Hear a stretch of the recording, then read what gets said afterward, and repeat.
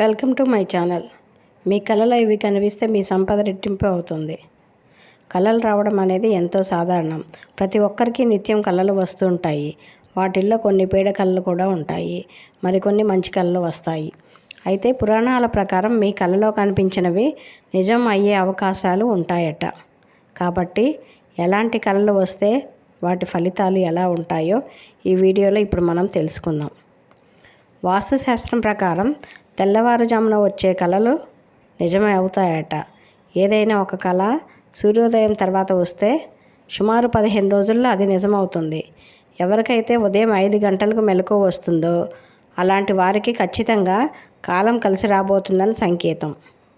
మీ కళలో రక్తం కనపడినా, గుండు చేయించుకున్నట్లు కళ వచ్చినా మీరు త్వరలో ఏదో ఒక మరణ వార్త వింటారట. ఎవరైనా చనిపోయినట్టు కళ వస్తే మాత్రం దాన్ని ఎవరితోనూ చెప్పకూడదు. ఇలాంటి కళలు కనుక వస్తే త్వరలో మీ కష్టాలన్నీ తొలగిపోతాయని అర్థం. చాలామందికి కళలో దేవుళ్ళు కనిపిస్తూ ఉంటారు. మీ కళలో దేవతామూర్తులు కనిపిస్తే త్వరలోనే మీకు అదృష్టం పట్టి అపారమైన సంపదలు కలుగుతాయని అర్థం.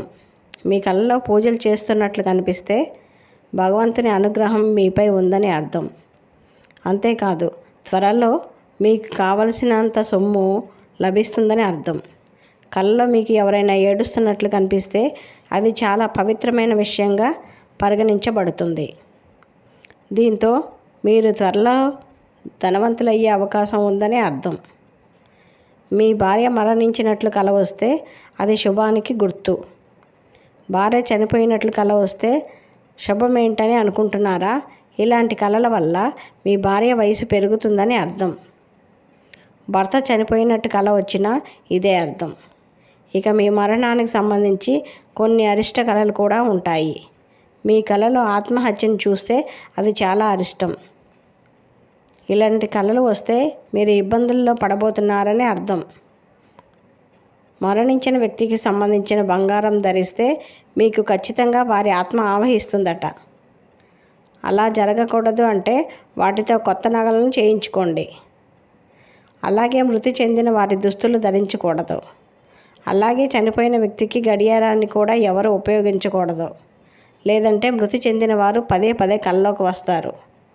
కాబట్టి గడియారాన్ని పెట్టుకోకుండా ఉండాలి. బంగారు నగలు మీ కళ్ళలో కనిపిస్తే చాలా అదృష్టం. ఇలాంటి కళ్ళు కూడా ఎవరితో చెప్పకూడదు. బంగారాన్ని కళ్ళలో చూస్తే మీ సంపద పెరగబోతుందని అర్థం. మీ కళలో దెయ్యాలు కనిపిస్తే రాబోయే మీ భవిష్యత్తులో ఏదో ఒక సమస్య రాబోతుందని అర్థం. మీకు పీడకలలు బాగా ఎక్కువగా వస్తుంటే మీరు నిద్రపోయే ముందు మీ దిండు కింద 2 లవంగాలను పెట్టుకొని పడుకోండి. ఈ చిన్న పరిహారం పాటించడం వల్ల పీడకలలు రాకుండా ఉంటాయి. మీ కళ్ళలో పాములు కాటు వేసి రక్తం వచ్చినట్లు కనిపిస్తే మీకున్న కష్టాలన్నీ తీరిపోయి అదృష్టం పట్టబోతుందని అర్థం. ఒకవేళ కనుక మీరు పామును చంపినట్లు కల వస్తే మీకు కష్టాలు ఎదురవుతాయని అర్థం. మీ కళ్ళలో వర్షం కనిపిస్తే మీ వివాహ సంబంధం త్వరలోనే దెబ్బతింటుందని అర్థం. కదిలే అలలు ప్రవహించే సముద్రపు నీరు కలలో వస్తే మీ సంపాదన పెరుగుతుందని అర్థం. పండ్లను తిన్నట్లు కళ్ళలో వస్తే మీరు త్వరలో లక్ష్మీదేవి అనుగ్రహాన్ని పొందుతారని అర్థం.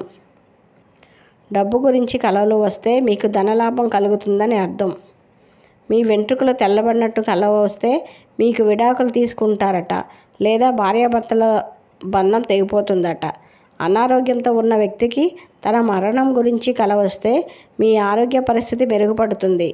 మీ కలలో శివుడు కనిపిస్తే మీ సమస్యల నుంచి అతి త్వరలో విముక్తి పొందుతున్నారని అర్థం. శివుడు కళ్ళలోకి వచ్చాడంటే మీకు ఉన్న అన్ని ఇబ్బందులు తొలగిపోయినట్లే. మీ కళ్ళలో శివలింగాన్ని చూసినట్లయితే అది కూడా ఎంతో పవిత్రమైనదిగా భావిస్తారు. మీ కళ్ళలో మీరు ఆనందంగా నవ్వుతూ కనిపిస్తే త్వరలో మీకేదో ప్రమాదం జరగబోతుందని సూచకం.